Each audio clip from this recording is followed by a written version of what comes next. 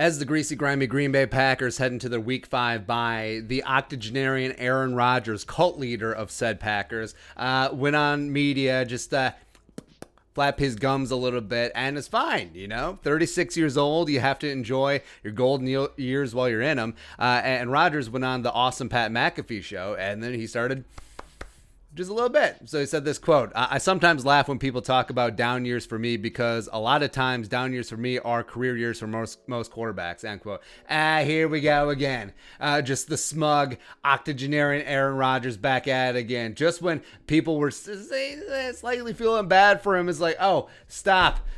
He's already dead. Feuding with the 12-year-old boy, and then not drafting a wide receiver in the deepest wide receiver class in NFL history, and then drafting his replacement Jordan Love in the first round. And then all this. That's cool. Like, you feel really good beating up on 4 of the worst defenses in the NFL. Yes, including the Vikings Week 1. Yeah, we'll get to that. And then also this one got to me really bad. So he said this, quote, is anybody surprised? All the effing media does is write stories to get clicks. I can give a long answer about something, and then they can take a blip off it and write a story about it. It has nothing to do with it, with what I was saying, end quote. So Aaron Rodgers, the most overprotected, overhyped player by the national media in the history of the written word, is complaining about the media? Are you kidding me? Are you absolutely kidding me? As like, oh, I'm sorry that anyone with 2 brain cells could objectively look at your last 3 seasons where you've been in steady decline, where you've had career lows in PFF grade, quarterback rating, QBR, and DVOA. The only stats that matter. Oh, forgive us. All of a sudden he's falling off. Please. Like, we're one of the few outlets, if you even consider this an outlet, actually calling it like it is. Every single other national jabroni haircut outlet, we're looking at you as like, 17,000 reasons why Aaron Rodgers will rebound at age 36, because that's what happens. As quarterbacks get older, and as they've shown years of steady decline, they all of a sudden, get better. Yeah, they all of a sudden magically get better when the holding, basically there's no more offensive holding anymore in the league. So bully on David Bakhtiari and Pretty Ricky Wagner. Oh yeah, that is the only way that Pretty Ricky Wagner can be made not to look like straight trash if they eliminate the holding rules. Oh, cool. Awesome. Very excited about that. Plus, it's cool that you got to play the Vikings Week 1 in front of 0 fans, where you got the Vikings to jump 3 times on 3rd down with your hard count that the media just jizzes over all the time. And again, this guy criticizing the media who constantly overhype him and saying Aaron Rodgers is a bad man. Please, get out of here. Yeah, congrats. You got to play the Vikings Week 1 without Daniil, with Mike Hughes, who's terrible and now has a broken friggin' neck. Holton Hill, who is omnipresent terrible, as well as a bunch of rookie cornerbacks. Cool. Awesome stuff. Then you got to play the leftovers of the Lions, who... awesome. And then you got to play the garbage-ass Saints defense. And also, you got to square off against the Saints with no Michael Thomas. And then also, you got to destroy the Falcons, who are 31st in the league in the NFL against the pass. And I understand that you've had a good first 4 games. Ooh, 4-0. Look at me. Look, I'm back all of a sudden.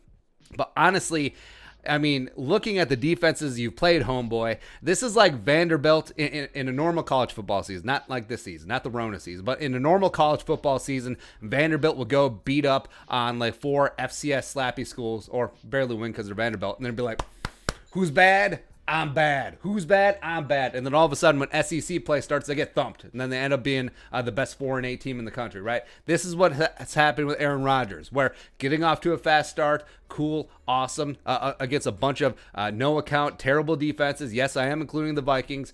Awesome. And then you head into the bye, and you're like, the media that kissed my ass the entire time and called it ice cream, they're the ones who were calling me out. No, they weren't.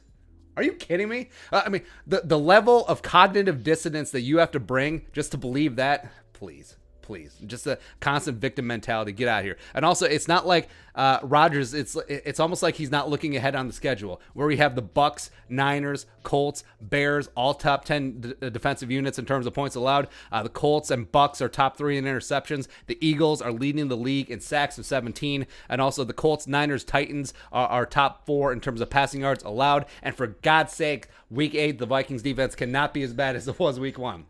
So it's not like you get a cut and paste of the first quarter of the season through quarters 2, 3, 4. It ain't going to be that way. All of a sudden, teams are getting tape on the 12-year-old boy and his adjustments. All of a sudden, these defenses suddenly get a lot tougher. And before you start flapping your old gums and start sending your dentures flying, this row is going to get a lot harder to hoe.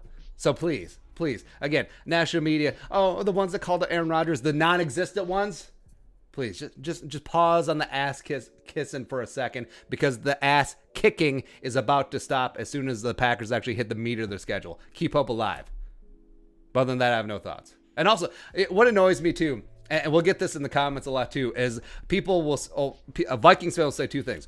I'm the biggest Vikings fan there is, but I love Aaron Rodgers and he's good. Or you get this one too. I've been a Vikings fan for XYZ number of years. Like that gives you more credence. Please get out of here. If you have one nice thing to say about that dictator, the actual dictator, not the Tim Pop Pizza Ranch dictator, but the actual cult leader, like full-on David Koresh leading the Greasy, Grimy Green Bay Packers, I got nothing for you. I got nothing. Turn in your purple. Get out.